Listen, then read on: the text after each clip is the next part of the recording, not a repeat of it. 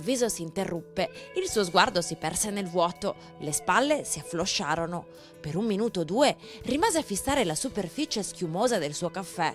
Alla fine tornò ad alzare gli occhi e le sue successive parole furono le più sincere che Douglas avesse mai sentito uscire dalle sue labbra. Siamo fottuti.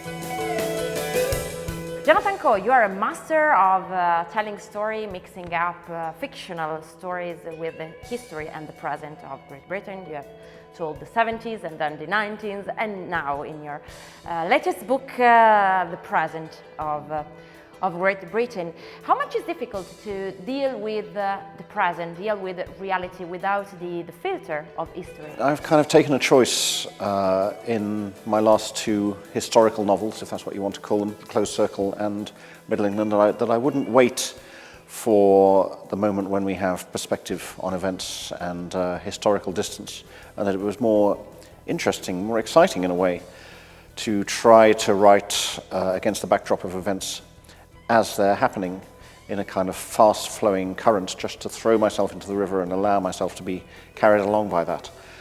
So, it got to the point with Middle England when I was writing the novel this spring in April and May, and I was writing chapters which were set in the autumn, in September.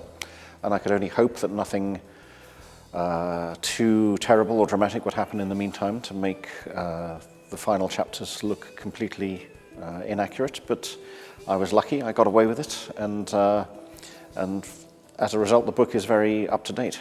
Why Brexit was something interesting for you, literally speaking? Because I like to write about not just about individual characters, but about what's happening in my country as a whole.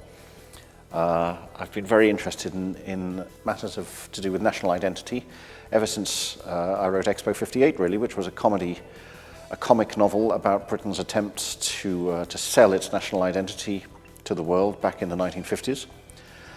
And, the debate about what the United Kingdom is, what it feels like to be a citizen of the United Kingdom, whether we feel essentially British or essentially European.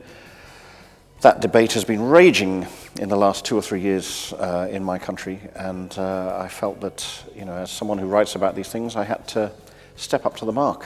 Do you think that books, your books in particular, could have also a political responsibility? I don't think novels have much of a direct political effect.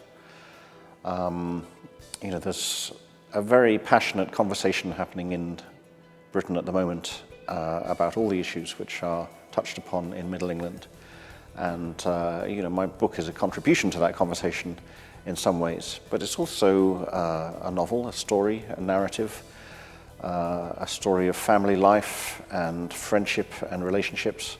And, most of all, I wanted to engage readers on that level.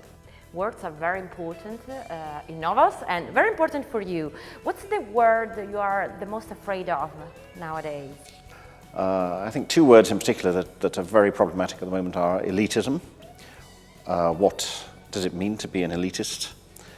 How can a relatively poorly paid lecturer in America who might have liberal views be called an elitist when Donald Trump somehow is a man of the people? What does that word started to mean?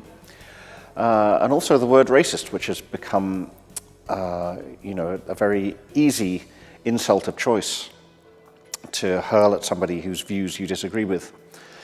And it's a word which I actually avoid in Middle England, even though several of the characters express views which might be considered racist.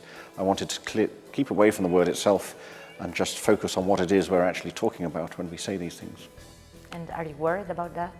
Yeah, I think one of the problems we have is that political debate and public conversation has become very combative, very aggressive. People are very quick to take offense.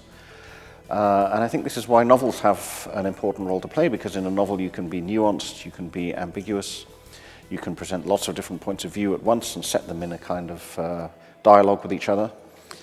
And we need to start speaking maybe more the language of novels and less the language of Twitter and Facebook. Yeah. Thank you so much. Okay, thank you. Grazie mille.